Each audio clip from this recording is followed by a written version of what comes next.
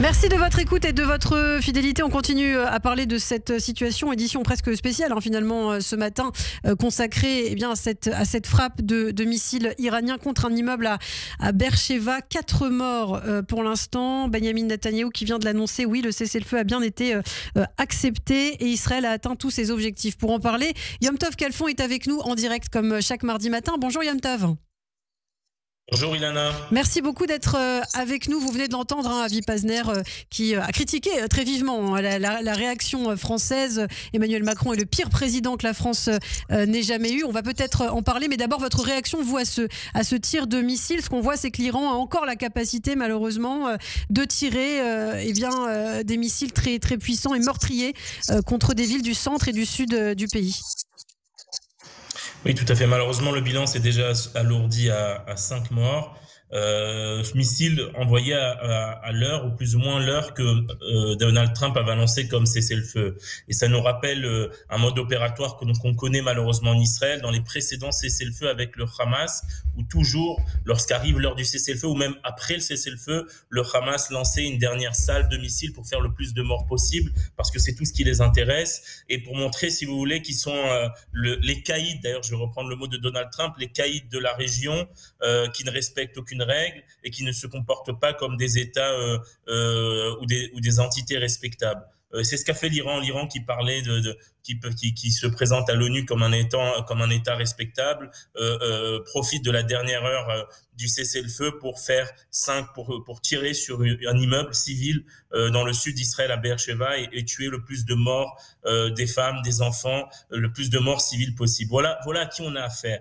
Et bon, je pense qu'avec ce cessez-le-feu qui est là maintenant, il faut regarder l'avenir en prenant ce postulat comme base, c'est-à-dire que nous avons affaire à des gens qui veulent nous exterminer et qui continueront de vouloir nous exterminer et qui veulent tuer hommes, femmes, enfants israéliens, civils. Ce ne sont pas des États respectables, ce n'est pas un régime respectable. Ce régime doit tomber, il finira par tomber et tout cet axe de la terreur contre lequel Israël se bat maintenant depuis des années, mais plus particulièrement depuis le 7 octobre, il faut avoir en tête, ces gens-là veulent nous exterminer et cette fois-ci ne pas tomber dans la nonchalance pré-7 octobre, où on a laissé le Hamas s'armer, creuser des tunnels, etc., où on a laissé l'Iran développer 2000, 3000 missiles balistiques et un projet nucléaire. Je crois qu'à partir de maintenant, Israël doit changer de phase et doit être, et on a vu qu'on a d'excellents services de renseignement, on doit être en situation d'être toujours à plusieurs pas en avance sur nos ennemis, et dès qu'ils se réarment, dès qu'ils relancent un projet qui pourrait mener à des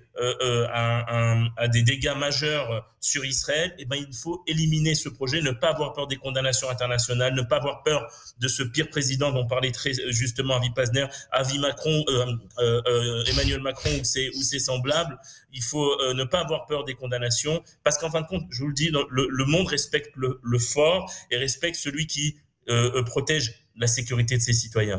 Donc Israël doit, à partir de maintenant, elle le fait très bien au Liban avec le Hezbollah. Depuis le cessez-le-feu avec le Hezbollah, Israël continue d'éliminer toute tentative du Hezbollah de se réarmer ou de nouveau de lancer des projets d'attaque contre Israël. Il faut continuer, il faudra le faire avec l'Iran, et s'il faut, dans 1, 2, 3 mois, de nouveau bombarder Téhéran, parce qu'il y a là-bas de nouveau une usine de missiles balistiques qui se prépare pour envoyer des missiles à Israël, ou le projet nucléaire qui reprendrait, alors de nouveau éliminer. S'il faut de nouveau éliminer des scientifiques iraniens, on les éliminera. C'est comme ça qu'Israël doit agir à présent, pour faire comprendre au monde et faire comprendre à nos voisins qu'on ne met pas la sécurité du peuple israélien en danger. Alors il y a la réponse militaire évidemment qui est importante, et puis quelque chose qui est très important aussi pour vous, c'est la question rhétorique. Il faut aussi s'armer de mots, bien communiquer et ne pas refaire les mêmes erreurs qu'on a pu faire il y a 30 ou 40 ans.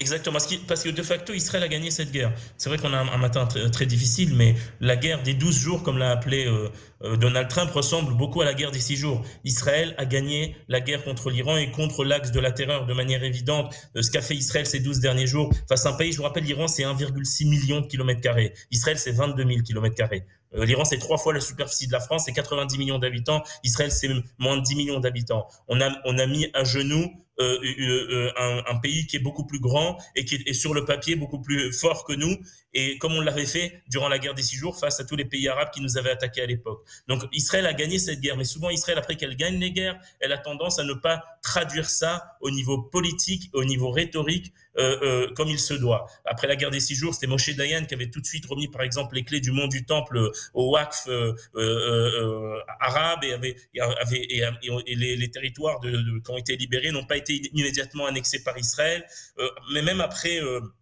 la guerre du Golfe, en réalité, qui a été une défaite pour Saddam Hussein, il y a eu Oslo.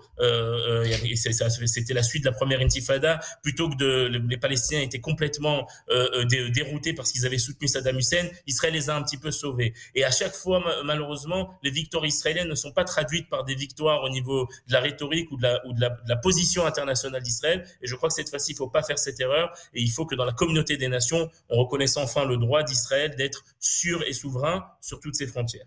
Eh bien, merci beaucoup, Yom Tov Khalfon. Merci d'avoir été avec nous ce matin sur Radio J pour commenter cette situation, et on continuera à suivre avec vous ces développements au cours des prochaines semaines. On vous retrouve mardi prochain.